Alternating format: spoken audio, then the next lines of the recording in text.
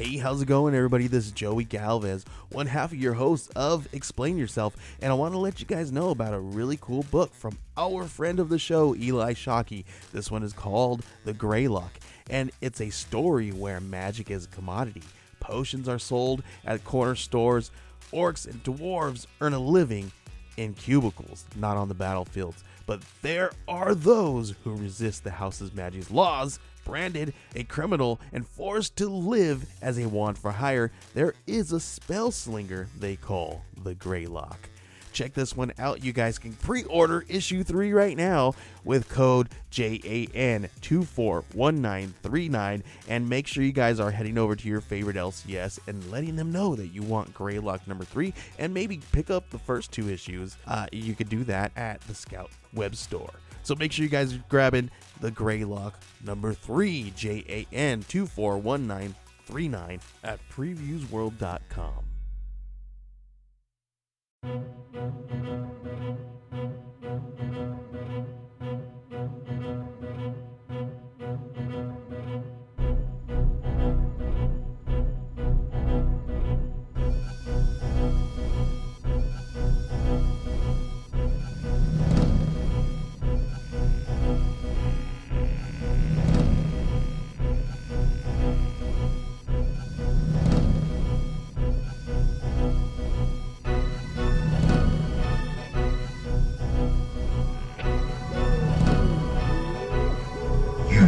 Entering the world of Crisis on Infinite Films, brought to you by All Too Real 2 Podcast.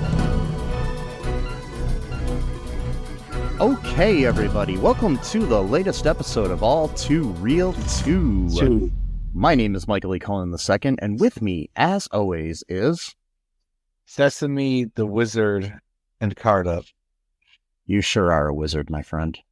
Yeah, I know. You're a wizard. I know.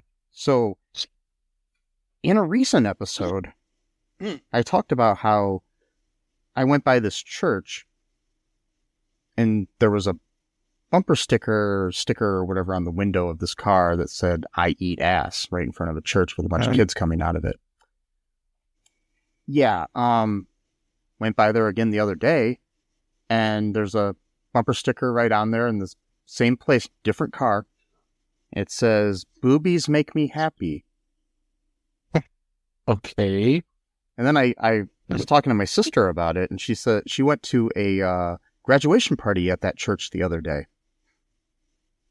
And she saw a bunch of, like, very inappropriate bumper stickers on cars there. Okay. Yeah, this is a United Methodist Church. I don't want to call out the name of the actual church or where it's located, but yeah. So it's like, this is like a prankster is doing this or something, or like... No. These are what the people have on their cars.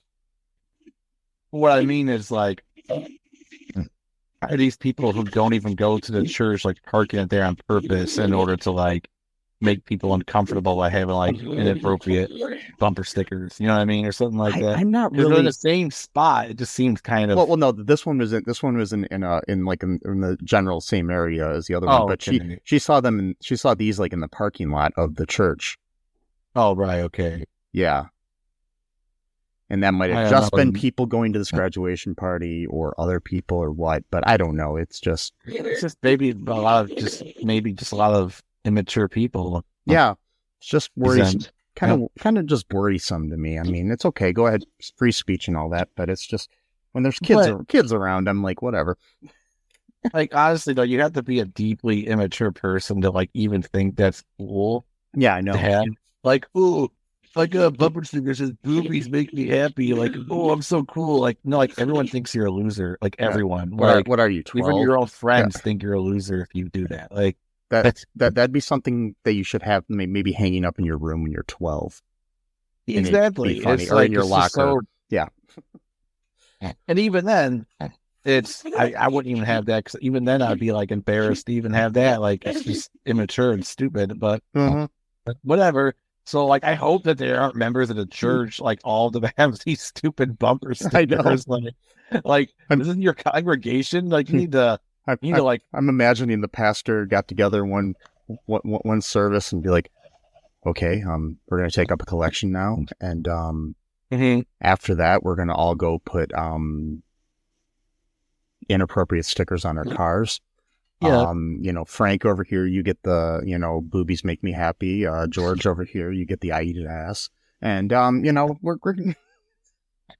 I mean, I don't really believe in like being mean or whatever, but like that pastor needs to like get his congregation to smarten up a little bit.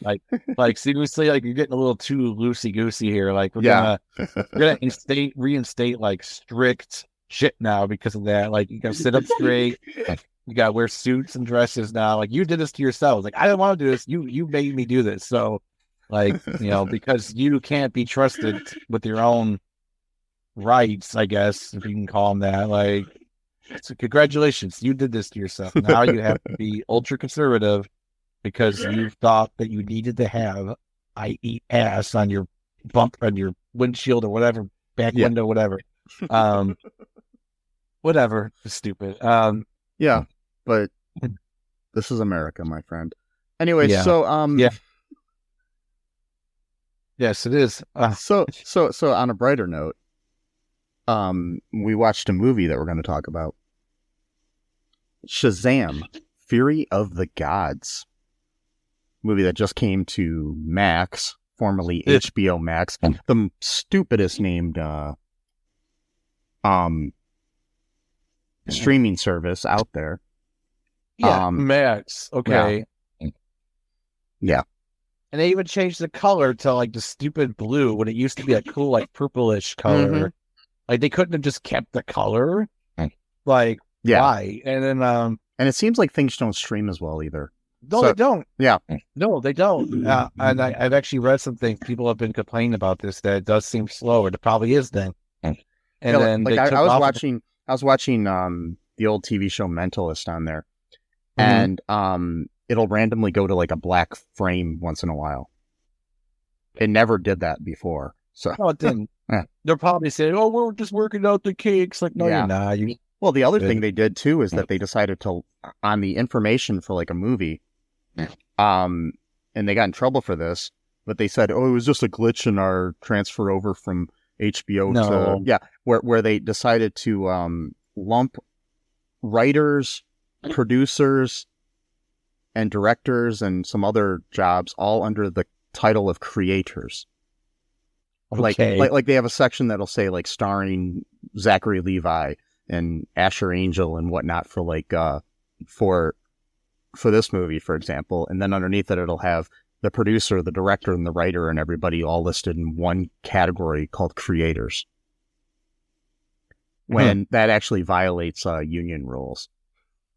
Wow. Because because if you just look on it, it's like, you don't know who wrote it, you don't know who directed it, you don't know who produced it, you don't know who did whatever.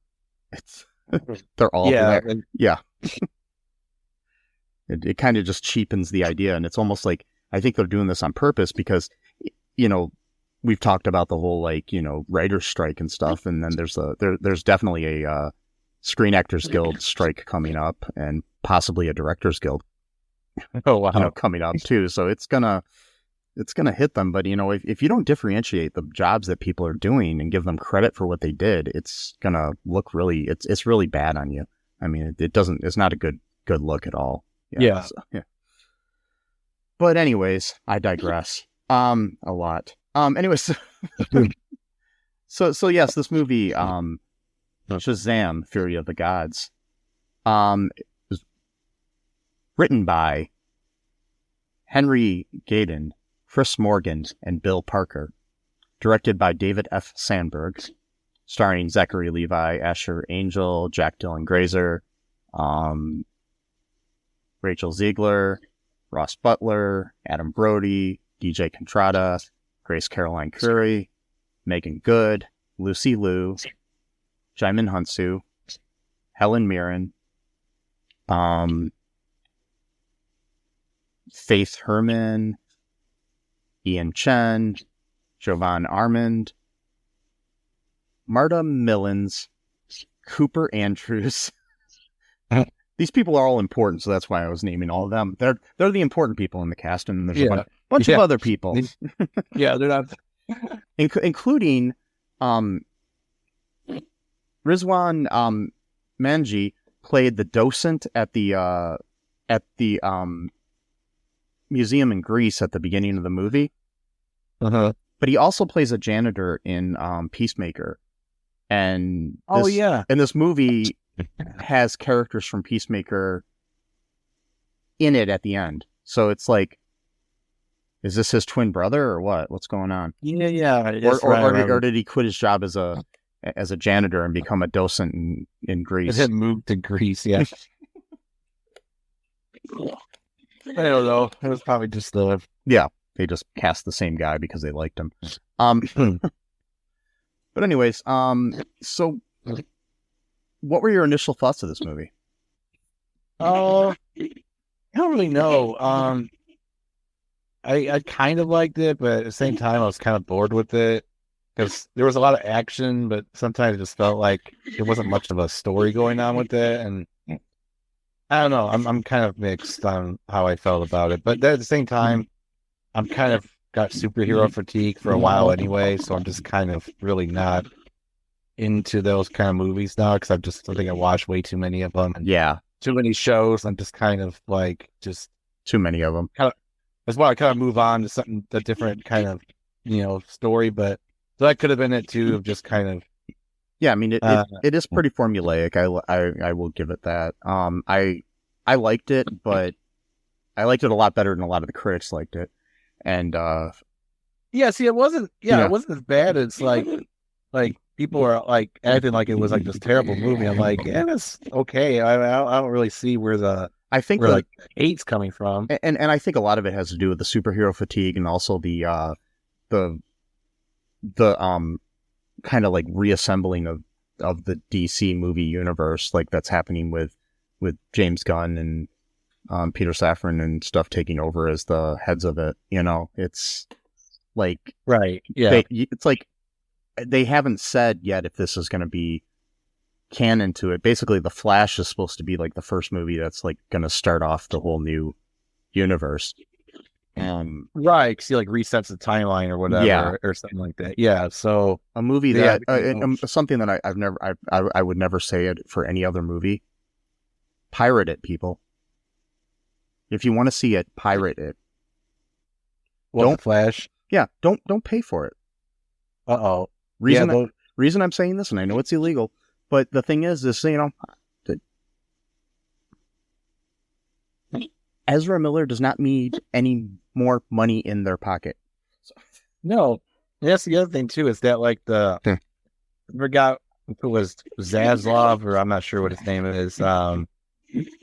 Someone at Warner Brothers like, yeah, there was no way that we were never going to release this movie. It's like, yeah, so you're just admitting like you don't care at all. Like, at least you're honest. At least that, So when I was reading a headline the other day, I don't know, I didn't read the article, so it could go in more depth or whatever. But Andy Muschietti, the director of it, was saying that if there ever is sequels, and that there's nobody else that could play the Flash. And I'm like, hey, what about Grant Gustin? He played it for 9 fucking years.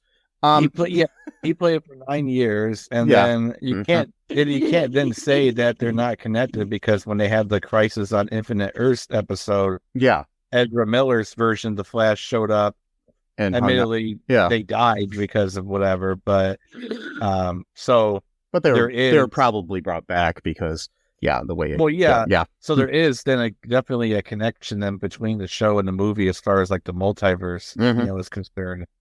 But and there's talk even though he's said he's not in the movie, that Grant might be making a like credits cameo. So but that's just a guess on some people's part. I won't believe it till I maybe see it. But right. But anyways, so I think a lot of it having to do with the fact that people don't know if Shazam is going to be part of the future of the DC, universe or not, the DCU or whatever. So it's hard to say if this is considered canon in the future or if it's just a, movie from a dying universe, Right. Yeah. Not saying, You know, I mean, that's- I kind of miss, I mean, I love the Marvel aspect of things, but I almost kind of miss the old days when people would just release movies and they weren't all fucking connected. yeah, see, I was gonna say it too because Mhm. there's like a video of a channel called Council of Geeks that I watched. Yeah. And the person I forgot her name. But she was saying that it was basically a whole video about like is continuity. I don't know how to say it. Continuity. I can't say it, but, Continuity, yeah. is it like basically? Is it like automatically like a good thing? Like as a rule, like it just has to. And it's like, yeah, like at a certain point, it's like, Mhm. oh, this Marvel movie is connected to this one, so you gotta watch like 70 Marvel movies up to this point Yeah. to like understand like all the nuances and context, bro. And it's like, it's cool for like nerds like me and stuff, but at a certain point, it's like, okay, like it's getting a little too advanced. Like, you know, I don't know. When they start Maybe to when they start to rely too heavily on the fact that you had to have watched 30 some movies and 12 TV series to watch to understand why this guy said this one thing in the movie. Exactly. It's like, Like, oh, you gotta see the whole, you'll totally makes sense, bro. And like the guy would just say like zippity doo, and it's like, oh, you see, you wasted like $400 of your life, but you got it, and it's like, okay, you know, 14 years ago, the other guy said zippity doo, and Yeah. that means exactly, and that was before we knew about the multiverse, right? Yeah. So and that was like totally coincidental. yeah, and the other guy said Was it- zippity dee, so that Yeah, means something, zippity-dee. and then No, dude, that's literally how I felt after watching the Eternals when they had the thing at the end when it was like, oh, this is Thanos' brother, and then you got like this weird guy being voiced by Patton Oswalt, and we're like, Yeah. I'm like, okay, like this is supposed to be cool, like I guess, like I don't know. Well, the part that Harry Styles played is his brother in the comics, so it was kind of cool that they brought him in. But it was like that's more you had to have read the comics. It's not like you had to have seen the movies to understand that. And that was kind of like if you hadn't. I think a lot of people that had seen all the movies had no clue who the hell that was too. So, it's like Right. So, but yeah.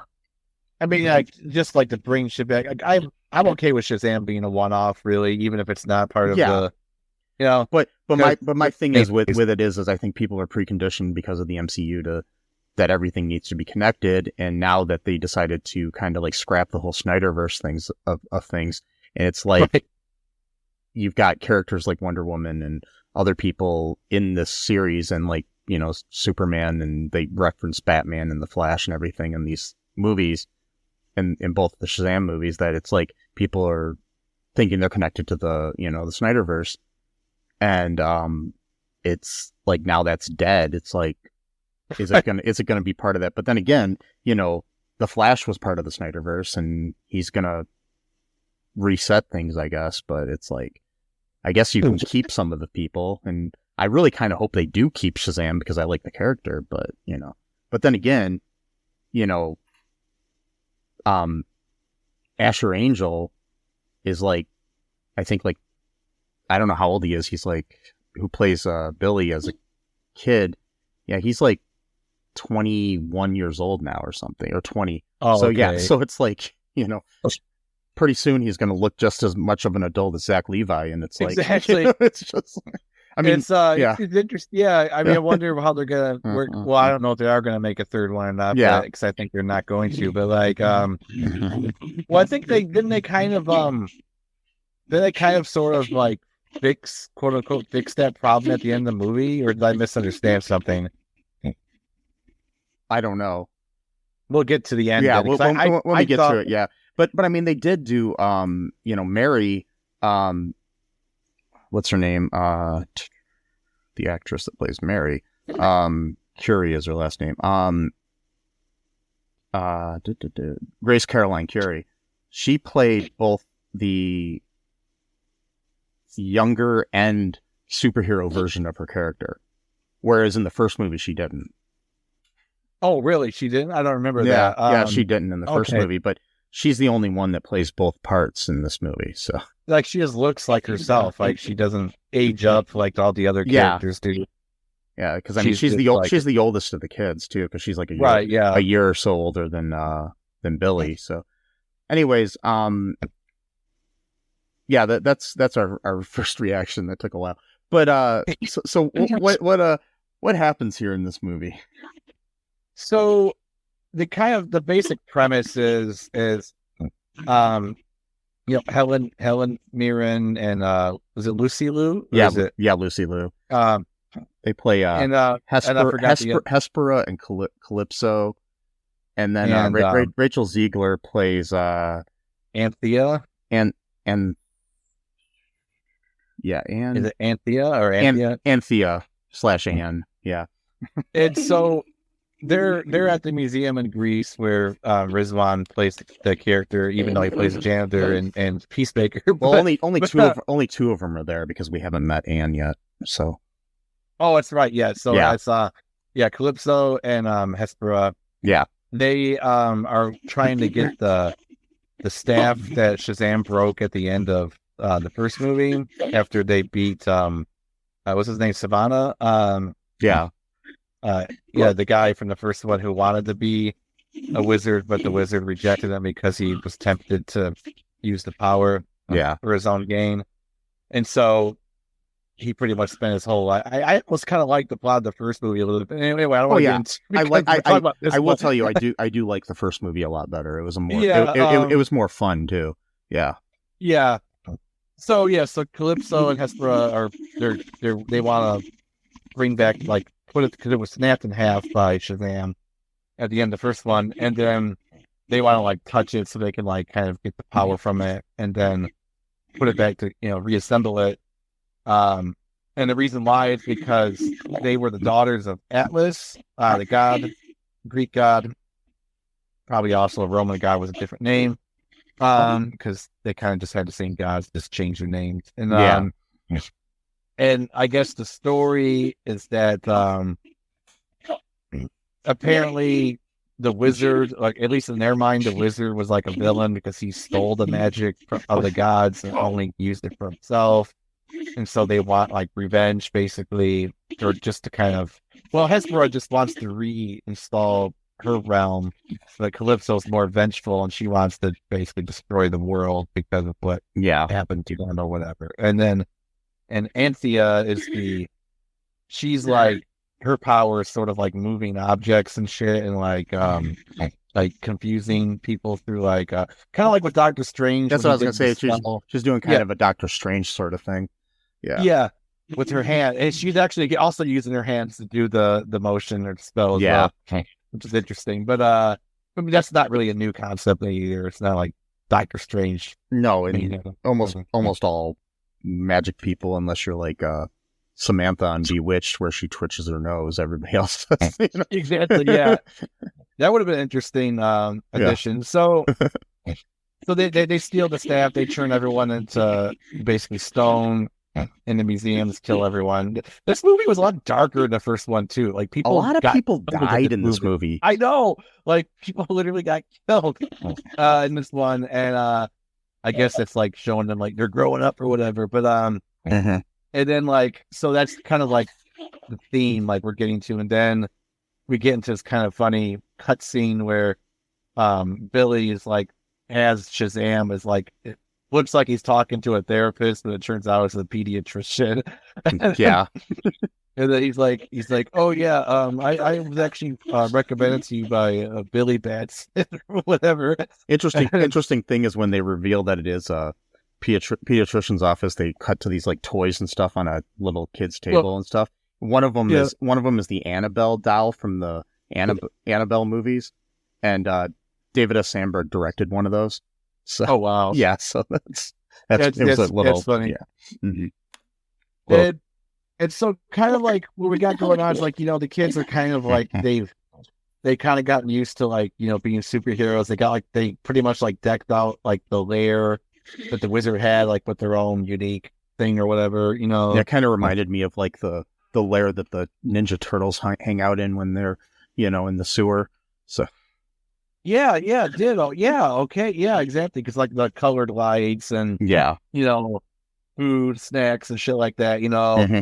And Billy slash Shazam is kind of he's nervous about like everyone like pulling apart, so he's like trying to like force him to have like meetings every single day and like that kind of thing. And they they do good work, but they kind of botch up a lot of their superheroing because they don't really know what they're doing. So like they'll save people, but then like they allow the bridge to collapse and shit like that. Like, yeah, I mean it's a good commentary. It's kind of like how I mean they kind of made that point in the Marvel universe and in the DC universe previously, like where it's like these superheroes are saving things, but then they're damaging a lot. That's why there's like the damage control and stuff in MCU, and and like people were like, well, Superman's like flying right through freaking buildings and destroying them and stuff. Exactly. So exactly. That was like the whole. That was like kind of like the main reason for Batman versus Superman. Yeah. Batman hated Superman for basically killing like his colleagues by accident, because of, the boulder, the rubble and shit falling off buildings. Yeah, no one really thinking about that shit. Like, there's people underneath like these huge falling boulders and shit. Yeah. and they're like falling on cars and people and so yeah, I mean they're kind of just like in this the lair, and they're it's chilling out. Freddy kind of wants to go off and do his own thing for a while, but Billy's always trying to force them to like all or none. That's like their whole thing, his whole motto or whatever. And I don't know. It just there's like a lot of funny banter. Sometimes I think it goes a little bit overboard. Sometimes with the banter, like it's almost seemed like it's trying too hard. I'm like, like there's a part in the movie where I know I'm kind of skipping ahead here, but that's fine. We don't have to go through you've the whole already seen plot the movie either. if you're listening, or if you're not, then whatever. Where they're like gonna tell their foster parents that they're superheroes, and like the one kid goes like, "I'm gay," and then like he's like, "Yeah, we do, buddy," or whatever. And it's just like, and again, like I don't want to go on a tangent about that, but like sometimes I get a reaction when it comes. It's not because I'm some right winger that I don't like represent. It's like it's cringy. It's like you just have a random person go like, "I'm bisexual," and it's like, okay, like what does that got to do with the movie? Like, yeah, it has nothing to do with the plot. And I mean, I know representation matters and everything, and I'm all for that, but write a story behind it. Don't just make it that he's gay for the sake of being gay. That like that was literally it. Like I mean, we get hints throughout the movie because he's like looking at like a Sports Illustrated with like a baseball player. I mean, it's and he's like watching the baseball game on TV. But like, okay, like it's more pandering than anything, honestly. It's like, it's like right now. I mean, and right now it is Pride Month as we record this. It's kind of like how every corporation right now is putting rainbows in their logos. But are you doing anything besides that to actually help an under represented community? Changing your Ford logo to a rainbow is not gonna do anything to help the community. So. And the thing is too is like even with that now, a lot of these like the whole Bud Light fiasco. I know it's kind of a tangent, but like the whole Bud Light fiasco with Dylan Mulvaney, which I never even heard of this person until this whole thing started. Because I don't watch TikTok or anything. And the thing is, though, is that the Anheuser-Busch, they actually donate like a lot to like conservative stuff. Yeah, in the country. So it's like they donate to both. They donate to both because they know that they have to appeal to both sides. Unfortunately, they gotta hedge their bets. Yeah, exactly. But just the idea that like, oh, they got woke. It's like, dude, they still like donate like a lot to Republicans, a lot because they're like, I don't know what you're talking about, like why you're so mad, but whatever. But yeah, I know like it's like that kind of just. It would just like when I heard it, I just cringed. I was like, ugh. Like it's got nothing to do with like not like gay people or anything like that. It was just like okay, like they're like, yeah, we know Bud, and it's like even like it's almost seemed like the actors themselves were like cringing at the same time. Like oh my god, I gotta recite this line, like but they're paying me, so I gotta say the line, and it's just like it's just bothersome. Yeah, it's just one of those there's a few moments like that in the movie, like where I kind of like. There's another part too where he said something about. I'm like, okay, feel I'm free like, to jump around because I don't think we have to like break down the whole plot on yeah. this one. So there's Yeah. there's another scene, yeah, where they capture, what's her name, Hespera and Calypso in like the lair behind like a magical jail cell, I guess that makes it so they can't do magic or whatever. And they put like a dome around the city at first, and so they're like basically saying like, all right, you gotta let go of Freddy because at one point they kidnapped Freddy, who's a minor, he's a child. So we've already got some felonies going on again, like in most of these movies. Well, yeah, and also he's starting a relationship with a 6,000-year-old woman. Yeah, well, that was a little bit different because she's 6,000 years old in her realm. Yeah, and so we haven't really dealt with like interdimensional relationships yet. The laws are going to need to catch up, I think, with that kind of thing. Because she looks. I think we should protest outside of like some courthouses about this. We should like have a law like interdimensional relationships need to be regulated. A 16-year-old boy cannot date a 6,000-year-old woman who also looks like a teenager, but is technically 6,000 years old, but only 6,000 years old in her dimension. Whereas in this dimension, she might age accordingly. So we're gonna have to figure out. We gotta square this out, Yeah. But no. Another shocking. I mean, I just want to talk about some shocking things in this movie. Is like, yeah. Okay, Dietrich Bader plays this teacher in the movie. People will know him from like the Drew Carey Show, and he also was the voice of Batman and Brave and the Bold, and different things. When he was in Napoleon Dynamite. He's been around forever. He they like enchant him or whatever and make him do what they want, and there's a scene where he just commits suicide. Calypso tells him to walk off the building because they're on top of a school building. And I was like, did that just happen? No, that's what I'm saying. This movie was like way darker than the first one. Like, because Freddy's like, he's got that disability where he can't. He needs like a crutch, not a cane. I guess it's kind of like a cane. It's kind of like a crutch cane sort of thing. Yeah. Yeah, like he needs that to help him walk because he's disabled. So he's like sitting there trying to like catch up with his teacher before he falls down and he can't make it. And I'm like, Jesus Christ! And then Calypso even said something like, "Oh, I forgot like how they sound when they flop and like crushes like a grape or something like that." I mean, talk about therapy. I mean, Freddy's going to need some freaking therapy. This was like the one teacher that he liked from the scene that we had earlier in the movie. It's just like, what the. Yeah, he was in like one scene prior to this, and that was it when he got beat up by those two jerks from the first movie.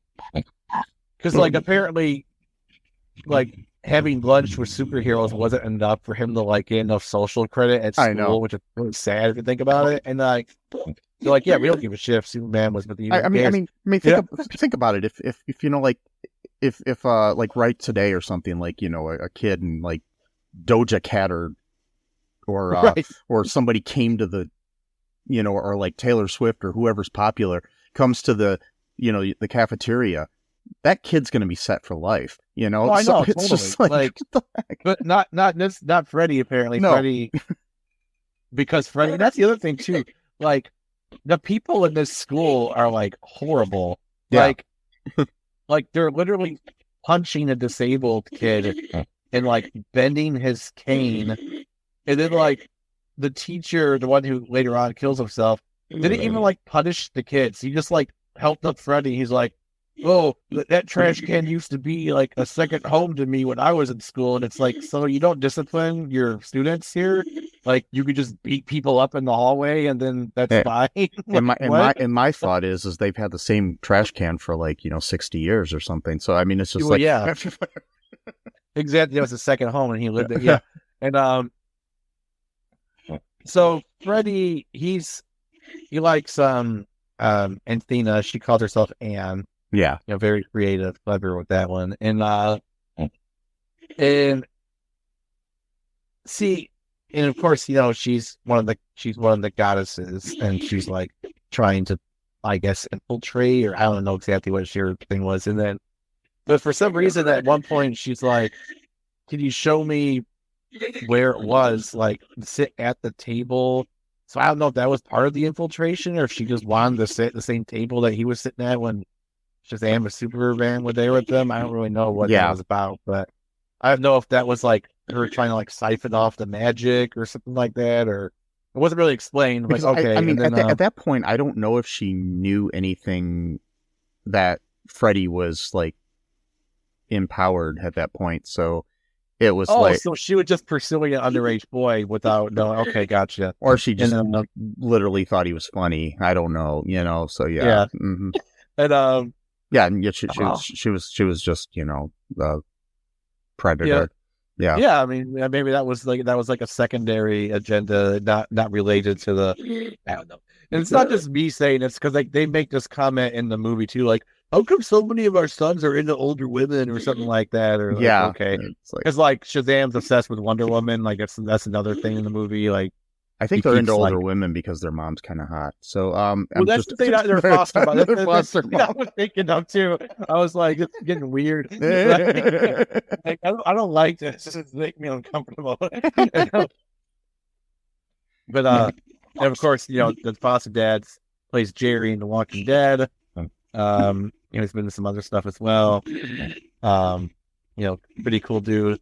But yeah, so Freddy basically this is kind of where things start to pick up. I'm like having a total like ADHD moment here. But so he asked her if she wants to meet Captain Every Power or something like that. That's what he's calling himself. Yeah. And she's like, you don't really have to do this. Like, I wasn't really being serious. I kind of just want to hang out with you type of thing. And he's like, oh no, I'm serious. And then he goes around the corner, says Shazam, and then he flies out. And then she basically, it's like a beacon to her sisters then, because they know now that, she's talking to one of the Shazams or whatever. And, they take away his power, and now he's back to Freddy again. She realizes that it's Freddy the whole time. Okay, in the comics, by the way, Freddy was Captain Marvel Jr. Wow. Well, at one point, they even yell Captain Marvel at one point. Hey, Captain Marvel, like, get it? Yeah. Because he used to be called Captain Marvel back in the day. Yeah. Before Marvel, but he calls himself Captain Every Power or whatever. So it's like, and then he refers to Billy as Captain Every Power Jr., which I think is kind of funny. Yeah, like that's his sort of like way of. He's also called Shazam Jr. in the comic books too. So. Shazam Jr. Yeah. And it's just like, I don't know, man. Like, I'm kind of blanking on the plot here. Can you help me out? Because I'm kind of like, I mean, basically, okay. We've got this whole dome thing going on, and then the MacGuffin of the film is this apple that has a seed in it that can grow the tree of life. This golden apple, and so the apple goes from being with the good guys and then getting in the hands of the bad guys and being with the good guys and blah blah blah, right? Like in every movie, and It was basically it ends up getting planted right in the middle of the stadium where the Phillies play. Whatever that say. Citizens Bank Park.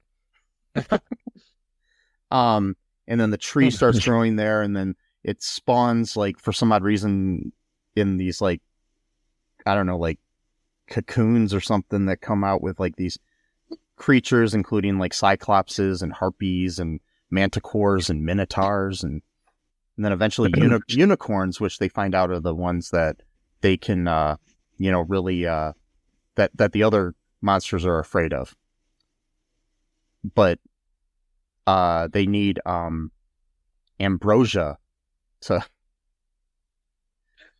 be happy to tame them. Yeah. And the closest thing they can think of for the ambrosia is the fact that I realized that this whole movie is just an ad for Skittles. It is, yeah. His Skittles, so and they even say taste the rainbow and everything too. Oh God! I was like, this is so bad. It's like with the unicorn is like taste the rainbow, get it? I'm like, oh my God! I was like, okay, I mean, it's I guess it took away a little bit, but it didn't, it's not like, I don't know. It's not like really obvious, product placement still. It's not as obvious as some, but, like when, like a movies we've watched recently where like everybody's drinking Pepsi or something. Oh yeah, no, like, totally. Yeah. Like it's like pretty much like a Pepsi commercial. Yeah, was that Mac and Me? Yeah. Oh no, Mac and Me was Coke and sorry, that was Coke. That was completely that was completely a completely like an ad for Coke and McDonald's and McDonald's and Sears. Yeah. But yeah, I don't know. It makes me wonder. I'm very curious. I might have to look into this in the future to find out if, like, the Mars Corporation that owns Skittles, like, paid to have their product in the movie, or if it was just, because like I mean, there's the famous story with E.T. where E.T. went to the Mars Corporation to have M&Ms in the movie, and they thought the movie was gonna like flop, and they didn't want to have it in there. And basically, the reason that Reese's Pieces became popular is because it was in the movie E.T. Because they just went to Hershey and said, "Hey, do you have a product we can have in here like this?"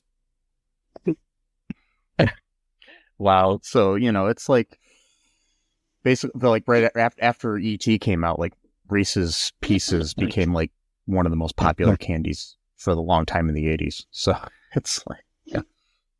So yeah, I love Reese's Pieces. So what it makes me think is Mars Corporation said no about having their M&Ms in a movie, almost 40 years ago, and now they're like, hey, we'll agree to anything now. Yeah, we're not gonna make that mistake. Unfortunately, I think Shazam 2 is probably not on par with E.T., but no, in the future when we talk about the greatest, movies of all time, Shazam! Fury of the Gods is probably not going to be on the same list as E.T. Oh, yeah, no doubt. No. Yeah. I don't know, man, but it's just, I like the movie, but like, again, like I said last week, is like, I can't get over certain aspects of these movies. No, I know. One of them is that I don't understand why the personality of Billy changes from when he's regular Billy to Shazam. Like, I know. He has a completely different personality. It's like, I understand they tried actor, but I think they were trying to make him similar, but it's not really, because like, Zach Levi has the whole Zach Levi thing going on. He's basically Chuck, but with like, but like slightly more immature. So yeah, it's like, yeah. I don't know. I mean, don't get me wrong. I like Zach Levi as an actor. I think he's a good actor and he's funny, but it's like, yeah, you really aren't acting anything like the kid at all, So. Yeah, the kid is more mature. Yeah. Or Billy is more mature than, or maybe they can explain it away by saying, well, maybe he's more confident when he's Shazam, so that he lets that part of himself out more. The sillier, something like that. Yeah. Yeah, that could be, a way of getting around it, I guess, if you really want. Yeah, I think in this movie they were a little bit more alike, but than they were in the first movie. They were. Yeah.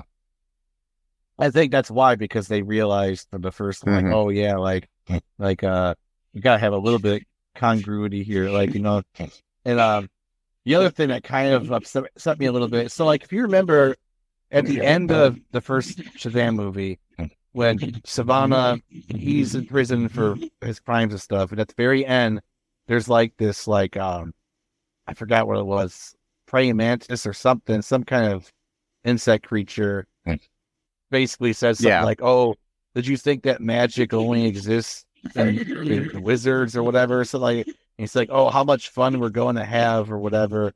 And then like that's the end. So I'm thinking like, "Oh, okay, the sequel Shazam's gonna be like Savannah 2.0, right?" Yeah. Nope, no mention whatsoever until the very end of the movie, when that insect comes back again, and he's like, and they try to make a joke like, "Oh, I've been waiting for you for 2 years. Break the fourth wall, you get it, type of thing." Yeah. And that's supposed to be like funny. It's like, no, it's not funny, because you built up a whole movie and then you scrapped that idea and just came up with something new entirely. But then you went back and they created characters. And on top of that, they created characters that aren't even in the comic books. Right. So it's like the daughters of Atlas are actually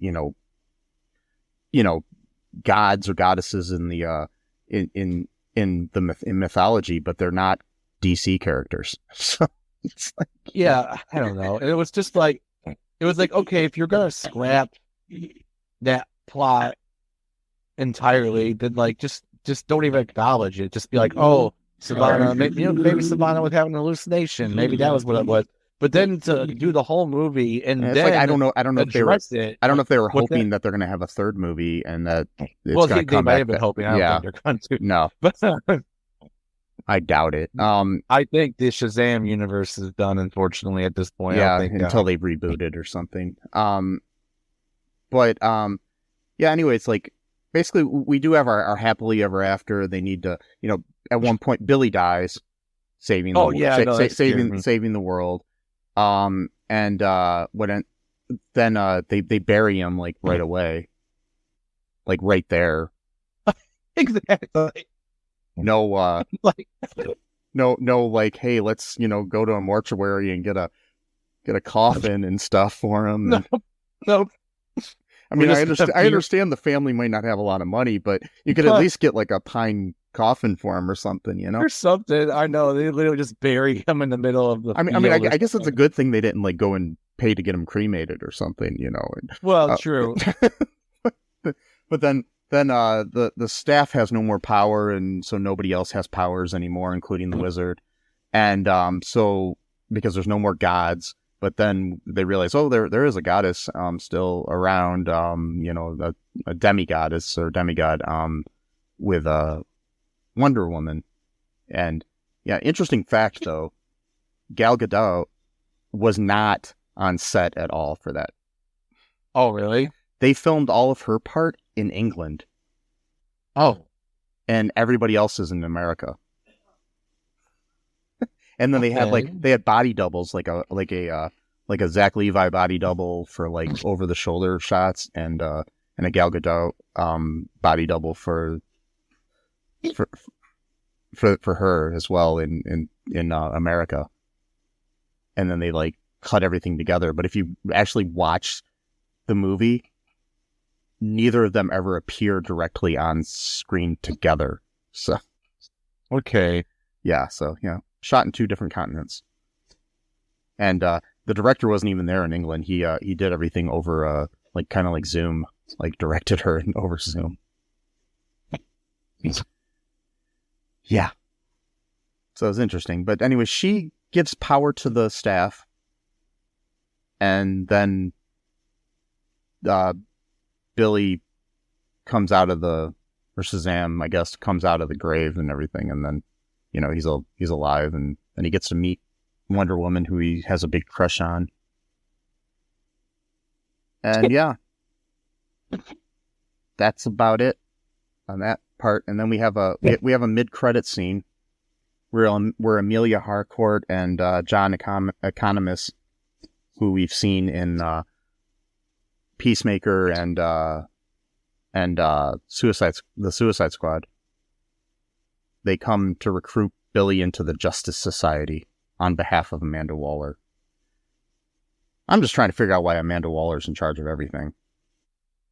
That, and it really doesn't make any sense for Billy and or Shazam to be, because like Peacemaker is like a really adult show and shit. It doesn't make any sense to like bring that character into that kind of community or whatever. As much as I like both those characters, well, it doesn't make any sense. It's not the right character. I mean, for that. Yeah, it's whatever. Because originally the mid-credits scene was supposed to feature Hawkman and Cyclone from Black Adam to recruit Shazam into the Justice Society, which is in keeping with the comics, because Shazam was a member of that group. But this changed to the Peacemaker people instead. I guess maybe they couldn't get the other actors or something. I don't know. Yeah, I don't know. Well, maybe because I know that Dwayne Johnson had a bad experience with the whole Black Adam thing, so maybe Or I think Yeah. I did hear something where he was nixing it because those characters were in his movie and he tried to get them to nix them from appearing in there. But my thing is I'd be pissed if I were those actors. Yeah. So Right. Yeah, Yeah. exactly. I don't know, man. yeah. Weird. But I don't know. And I do have a theory about how they maybe were, if they were thinking of doing a third movie, how they were going to quote unquote, fix the problem Mhm. of Billy, like, growing up, like, looking, because I think at the end of the movie, I think he just becomes Shazam. Like, I don't think he's Billy anymore. I think he just looks like, you know what I mean? Like Shazam. I don't think he Huh.